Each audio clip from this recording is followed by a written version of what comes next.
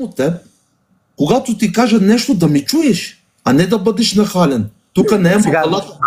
Когато ти говориш глупости, аз няма как да те слушам, бе, приятелю. Тук не е разбрахме се, моля те, само една секунда. Разбрахме се. Ти, ако си духовен водач, те първото трябва да изслушваш. Аз изслушам хора, които говорят библейски издържани думи. Твоите думи са пълни глупости. Как да те слушам? Кажи ми.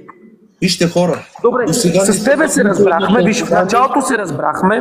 Този човек, пак продължаваш. Ще дадем качествата на Бог. Искам да ти дам качествата на Бог, де. Абе, ти добре ли си, бе? Ей, алло, ти болен ли си, бе? Ама просто пълно. Значи ти си психически болен. Ти нямаш хумор. Наистина нямаш хумор. Така няма да стане това. Не, наистина няма да стане. Слушаш ли да ти кажа последно нещо и слизам? Няма да занимавам с теб. Съжалявам. Една секунда. Не. Тогава аз ще те сваля, няма смисъл. Бягаш. Не бягам. Хора като теб. Аз